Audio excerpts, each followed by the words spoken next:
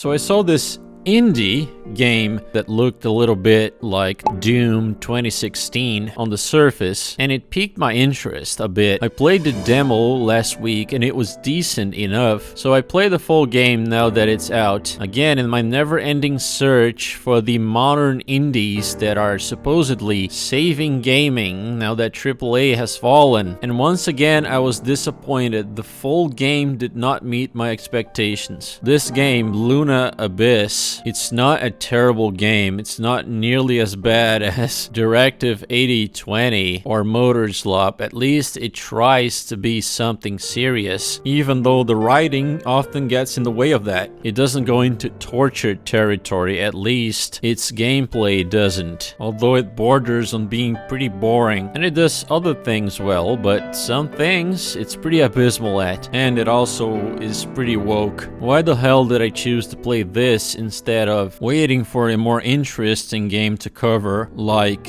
007 First Light, which is coming out next week, because I'll be very busy these next few weeks and I wanted to make sure to put out at least one more video before the end of the month. In this instance, I didn't have high expectations to begin with, so let's go over this game. So how's the gameplay? Well, it's more like Metroid Prime than Doom, although it's also a little reminiscent of New Doom. But why Metroid Prime? Well, because in this game you can auto-aim. In fact, that's what you should do most of the time. Just hold mouse 2 to aim and hold mouse 1 to fire with your primary weapon. Thus, the shooting part is really easy. There are no weak spots on enemies, headshots, or anything like that. Just lock on and shoot. Most of the challenge in this game comes from dodging the enemy projectiles. Oh, then is this game a bullet hell? Yes, but aside from being a poor man's Doom and a poor man's Metroid, it's also a poor man's bullet hell. Because for a bullet hell, this game is really easy. There aren't enough bullets, I think. I played on the hardest difficulty, and the only time this game posed a challenge was when fighting the second to last boss and the final boss. Most enemy projectiles are really slow, so even when there are a lot of enemies, somehow things still don't get too hectic as one would expect from a bullet hell. Even though the enemy variety felt adequate to me, there was not much variety in the nature of their attacks. Mostly they shoot spheres at you of different colors but similar behavior, or they fire lasers you have to dash out of their way. There was not a single enemy in this game that made me go, oh shit, here we go, like an Archvile from Doom or a Marauder from Doom Eternal. Most enemies, even the bigger ones, are very unthreatening. However, to compensate just a little, the game gives you no iframes, even after you're hit, so if a bunch of projectiles are packed together, they can insta-kill you. Later on in the game, you get a shield. I spent most of the game without using it, because the game was already easy enough, and using that on top would make me fall asleep. The weapon variety is abysmal. You have 4 weapons, and you spend most of the game with just 3. Your primary rifle, which is your automatic weapon, a shield breaker, which launches a big blue projectile that breaks the shields on enemies and the environment and has a shitty range, and a railgun, which is basically the same as the previous weapon, but it has infinite range and it breaks purple shields instead of blue shields. You'll be spending most of the game with these weapons. On the late game, you get a missile launcher, which locks onto every enemy you look at, but has a long cooldown. The weapons, they don't have ammo, they overheat, but you can switch weapons instantly, so the overheat mechanic is never an issue. You can keep swapping and shooting very fast as the swap is instantaneous, so there are no ammo pickups and there are no health pickups either. In this game, you heal by pressing F to finish off enemies when they're at low health, and by reaching certain checkpoints with these big blue crystals, which is not satisfying, and neither is siphoning health from enemies. The visuals and sound design of that are not satisfying at all. There's also another ability that you unlock later, in which instead of finishing an enemy off and getting health, you can finish them off by making them explode into projectiles that home into every enemy in the vicinity. Sounds cool, right? But it's shit. The damage it deals is minimal, at least in the hardest difficulty, so it's not worth doing that very much, especially because when you're siphoning health or using this thing, your aim will get locked onto the enemy. You'll not be able to aim anywhere else for a second or so, and that sucks when there are bullets coming at you and you need to to look at them to know where they are so you can dodge them. It sucks. And I guess when playtesting, they were killing enemies by accident all the time instead of using them to heal, so they added a little delay of like half a second where the enemy will get stunned but won't take damage, so you don't kill it by accident when you actually want to heal, which would add an extra layer of challenge, but instead they had to do some hand holding. They stay stunned like this for like 5 or 6 seconds, so if you want to switch to shoot other enemies, you can finish them off all at once by pressing F. It's baby mode easy. I would say this game is lacking in the number of combat encounters. There are a lot of empty places where all you do is pop these black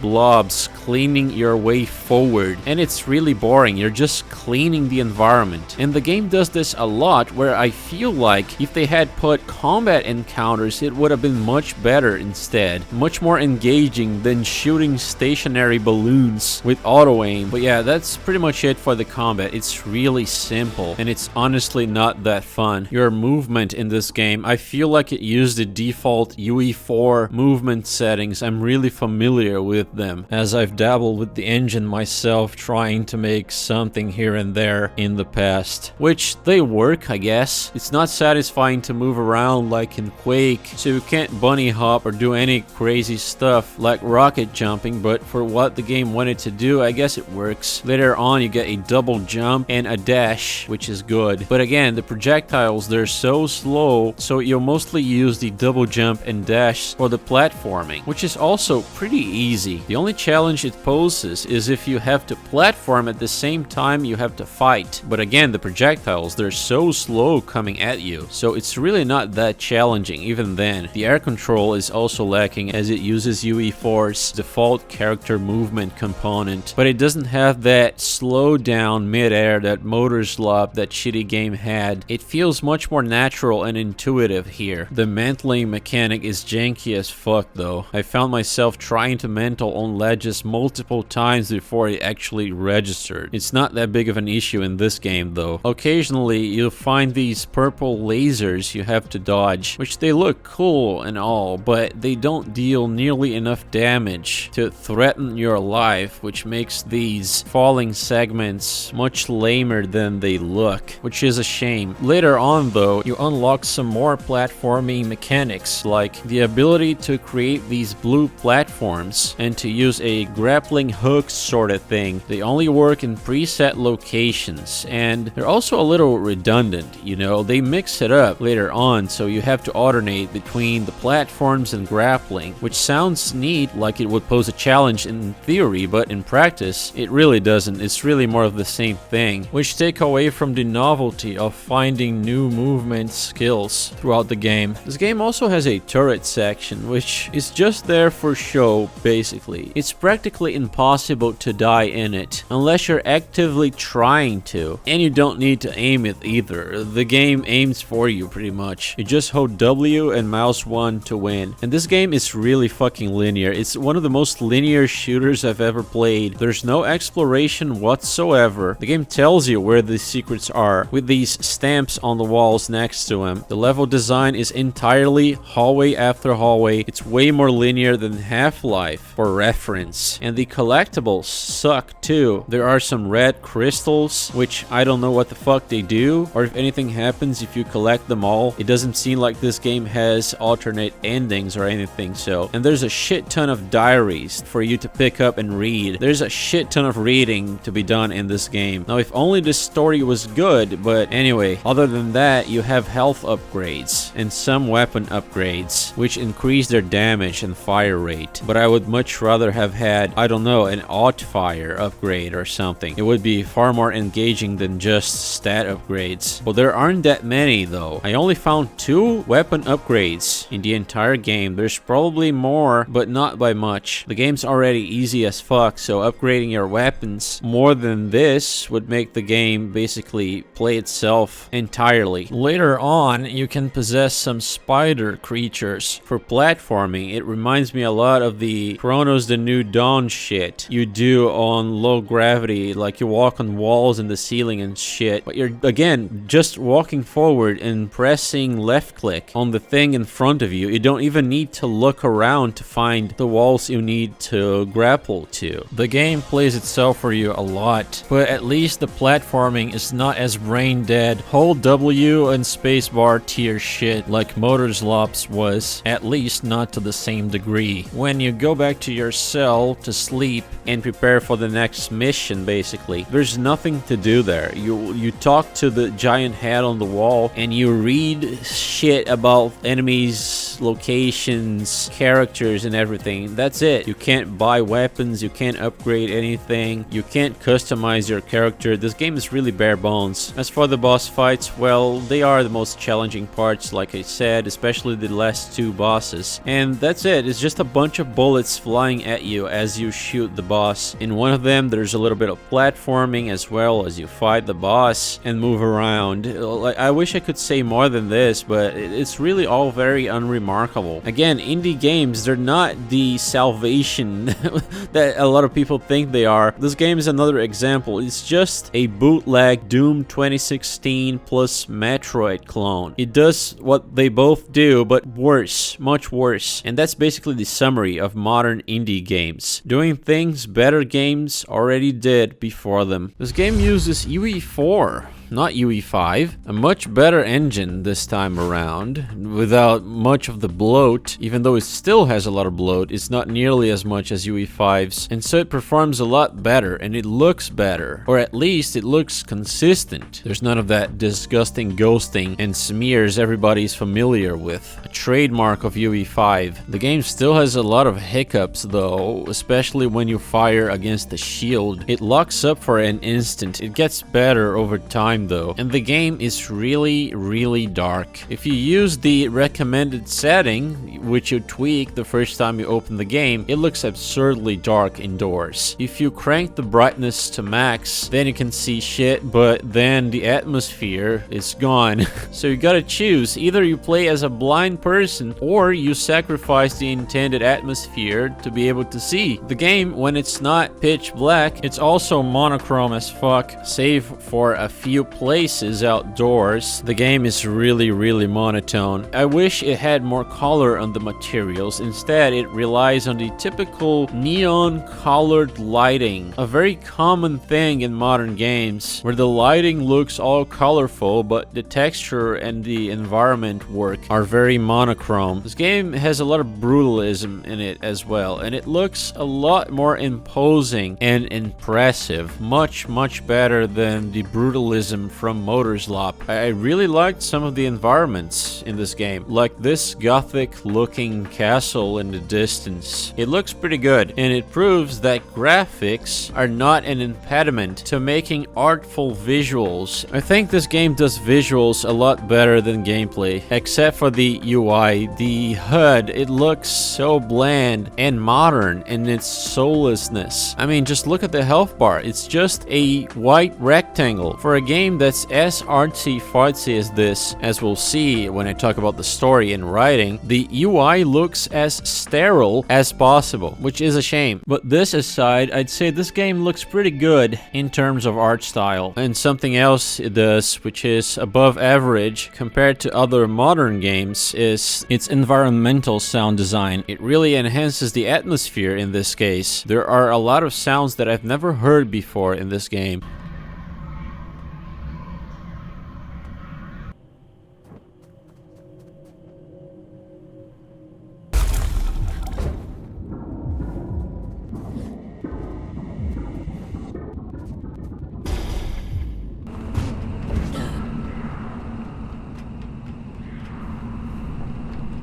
There are many disembodied sounds that are placed on the map, which is one thing that I've always liked in games. I've already mentioned this a bunch of times in older videos, like the Thief one. I always appreciate it when the game does that. It's a lot more immersive. When there are diaries nearby, you can hear them. They emit this sound when you get close.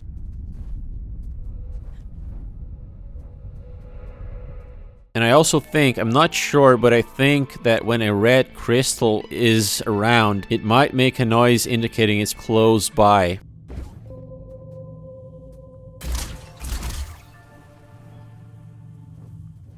which helps to find them. As for the music, there are some good tracks, like one that's used in combat a lot.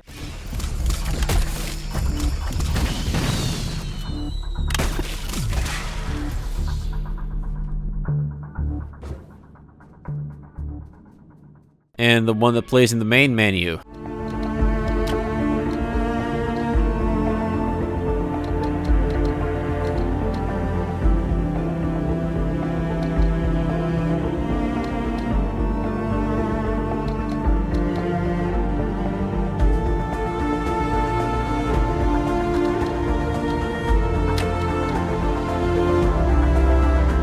There's a lot of chanting in the OST, which is always nice.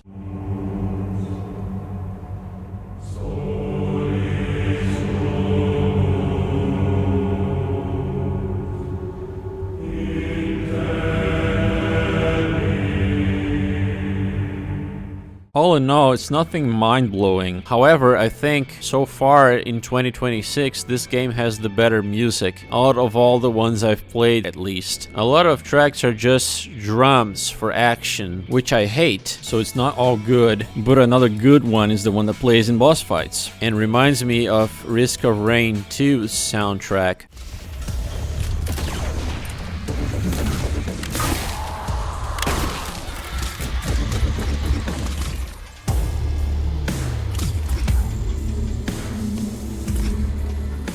So the music stands out more than the gameplay, to be honest. Now, the story of this game is told in a vague as fuck way, mostly by reading diaries left behind by people who died, and dialogue with the giant head that's always yapping in your ear, so I might have gotten some things wrong, but from what I gather, it's a story about a red moon that appears suddenly on Earth's orbit. This moon, although it doesn't create a doomsday scenario immediately for Earth, it raises the sea level a lot, so a lot of places go underwater, although none of that matters too much. What matters is that this red moon had a bunch of shit on it, a bunch of structures and creatures, and so mankind decides to go there and try to make something out of it. Among many things, this moon was used as a penal colony, and the main character, Fox, she was born with red eyes, or she wakes up someday with these, which they believe is a bad omen, so they take her away to the moon to imprison her there. She's sentenced to be imprisoned for 9,000 something days, and the plot is basically you trying to reduce that sentence by doing some labor, some tasks that are given to you and communicated through a giant woman's head on the wall of your cell. Supposedly each cell has one of these, so you're led to believe that this one's nothing special. But yeah, this company, I guess Fate, which went to the moon to explore and shit, they found a bunch of constructs, basically android beings on the moon, who were created by one of the two gods of this moon, and they found a way to transfer human souls or their consciousness to these constructs. Kind of like fucking Avatar, you know? You basically upload your consciousness to the construct, control it for a bit, and then you extract after you're done. So at first you control one of these things, but somehow the main character gets her consciousness separated from it. She's able to control basically a ghost of herself. She doesn't need to control an alien robot thing, sort of like an astral projection. Don't ask me how the fuck that works. But by the time you arrive at the moon, something bad has already happened, basically. This place had some beings in it called the Children of the Moon, basically a male god and a female god, or at least that's what the humans thought they were. And the game's main villain, the All-Father, and yes, this game is doing this shit intentionally here. We'll talk about how woke it is. This All-Father is basically the head of Fate, the big bad corporation, because the hacking communism is so good, right? So the All-Father, aka Atticus, he either sacrificed his own daughter to the female god, or the female god took her daughter from him somehow. And in doing so, it unleashed on this moon something called the Scourge, which is a disease that spread lightning fast. It overran everything. It created the black blobs we popped throughout the game. Basically, everybody died, and the people who were controlling those constructs remotely with their consciousnesses, basically they got stuck in these constructs since their real bodies died because of the Scourge. And so that's the state of things. Everybody's fucked, stranded with their souls trapped in these weird ass half robot, half organic machines. I don't know, the game never tells you if Earth knows about the absolute state of things up there. You don't see any other humans, only those trapped within the constructs. So the setting is very reminiscent of Souls, like you arrive at a place that's already past its days of glory and now everybody is screwed over. You're tasked by the All-Father AI thing to hunt down this Urian dude who is someone who keeps leaving you upgrades for you to find. He's trapped in this weird X-head dog-like construct, and that giant head in your cell, Alien, she definitely doesn't feel like an AI, and it's revealed later that she is actually a copy of a copy of a copy of that female godlike being the All-Father was making copies of for some reason. Dude, it's such a clusterfuck. So you kill a bunch of bosses. The second to last boss is the male moon child, for which they created a church to worship. You kill it, then you go to the All-Father for the final boss fight. You kill him, and it's revealed that Alien has been manipulating you for a while now. I guess after you found out that she's a copy of a copy of a copy, she decided that she would betray you in the end. So you kill the All-Father because, yes, the father had to be a bad guy, of course, as all fathers are in these woke games. And then Alien betrays you. She sacrifices you to get her original body back, I think, and to fulfill a retarded prophecy. This might be a super convoluted allegory for the birth of the Antichrist or some shit like that. I don't fucking know. This story is very confusing because it's told in the most vague way imaginable for the sake of being artsy, and I can't wait for all the autistic video essayists to say how this game broke them and it's a poetic masterpiece. But it sucks anyway. The ending is absolutely god-awful. You just die, the bad girl wins, and there's nothing you can do about it, basically. There's no true ending hidden behind collectibles. No, this is it. This is the true ending. So the story is vague, posted dog shit, but more importantly is how weird this game is in its writing and its characters. Yes, this game is woke. First off, Fox, the main character you control, is voiced by this beautiful creature, a non-binary they-thems, which is always a great sign, isn't it? There are also other actors and actresses who play a role in this game, so yeah, it's super indie, dude. Once again, I have to repeat, this word means fuck all anymore. It's over for indies. They are full-on industry products now. There's a lot of identitarian talk, like how forms are always at a flux, alluding to gender fluidity and shit. Fox's gender is highly ambiguous. She has tits, but she's androgynous looking, and that's on purpose. There's a lot of gender swapping in the form of people who are controlling these constructs forever now that they're trapped in them. A lot of the female looking wardens, most of them in fact, have male voices. They have male souls in them, like these spider robots, like that Dark Souls 1 boss, Quelaag. They have a female human torso on top of them. Most of these are males, like they have men controlling them. They're inhabited by men. Salvage 2. Me and Orion here spend our days combing the abyss for odds and ends, sending technology back to Earth. What are you, fucking gay? The only one that has a female voice, this one, curiously, is the only one that has her bobs covered. I think the intention behind these decisions is pretty obvious. Conversely, there are also male-looking wardens with female souls inside. So yeah, stuck in the wrong body, right, you fucking trannies. You all become very religious all of a sudden when it's convenient. So it's all very jarring and disgusting. Two of these spider things, they're actually a fucking gay couple. It's really fucking weird, and it doesn't help that you talk to them multiple times. Like, they're the NPCs you talk to the most in the game, other than Aelin, the voice in your head. One of them dies at the end, but the game forces you to feel very sorry for him for some reason. I don't give a shit. I don't know who they are. They're disgusting. But your dialogue options are like, oh, you're so hecking valid and strong. Ugh. Like I said, despite the game forcing it and trying to make it ambiguous that you control a girl, at the beginning and including in the demo, you control a male-looking construct. So there's gender swapping there too. At some point, she clearly says this: I'm a they, not a she. Oh, come the fuck on. If you needed any other reason not to buy this shit, here it is, man. You're hacking pronouns. How dare you misgender the main character? Speaking of pronouns, yeah, they love to use they, them instead of he and she. Mother, they found us! They... Are you going back to Ellie? Wait, how do you know about them? About them?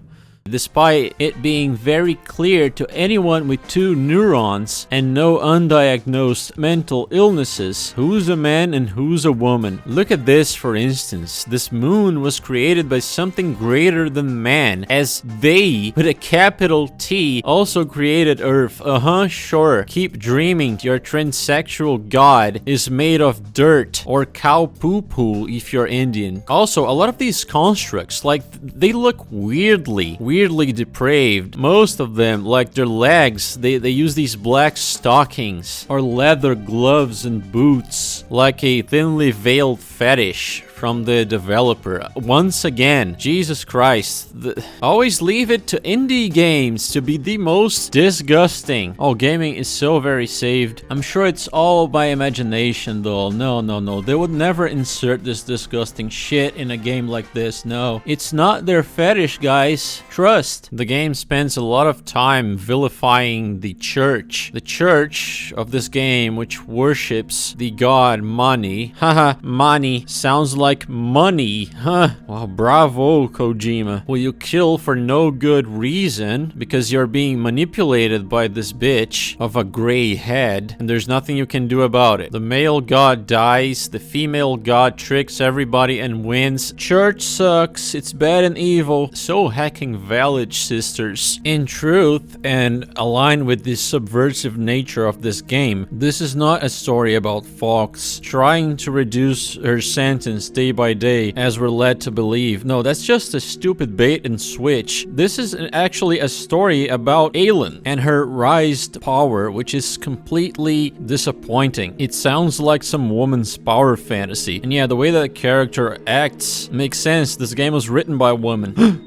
Did I just assume her gender? Oh no. This game has a bunch of internet memes referenced to, although not as much as in Mouse PI, it's still cringe, and it takes away from the immersion and the seriousness of all this. To appeal to normies, the 9gag crowd who discovered these memes 1 decade after they were created, it's cringe. Much of the text you read has this layer of self-awareness to it, making self-aware jokes out of place. It's very Reddit coded, and it's hard to take seriously, which is what this game wants. After all, it's artsy-fartsy as fuck. The game has environmental activism gobbledygook inserted in it too, and other subtle yet not so subtle things. You should have talked to your enemies before you killed them, dude. Maybe they were just misunderstood. So yeah, this game is queer to the core. If I sound even more drained than usual in this this video, it's because this game is so bleak and gay. Let's wrap this up already, man. So is this game worth playing? No, I don't think so. It is very unsatisfying, both in gameplay, story. While it has some good music, it's not nearly enough. There's like 2 or 3 tracks that are good, which puts its soundtrack above every other game I've played this year, believe it or not. And the atmosphere and the environments are pretty neat,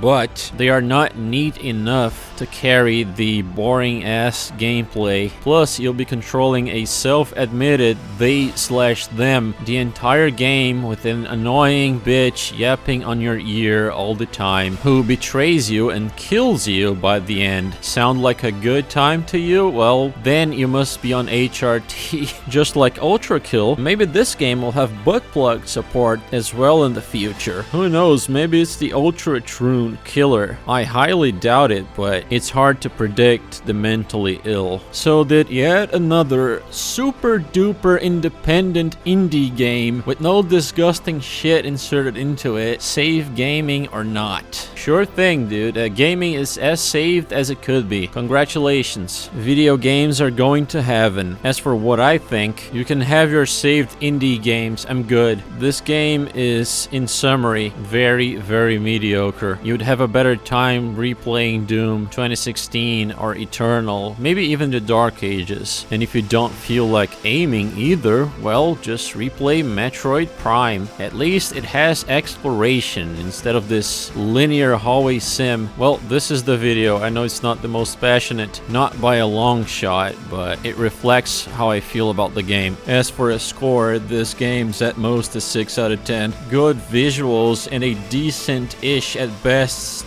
soundtrack are not enough, and considering all the gay shit this game has, it's more like a 5.5. So if you're bothered by this video, make sure to dislike bomb, give me that engagement, and do squeal for me once again in the comments. I love watching queers banding together in tears and hysterics. That's it for the video. I'll see you guys soon, probably. Take care, all of you.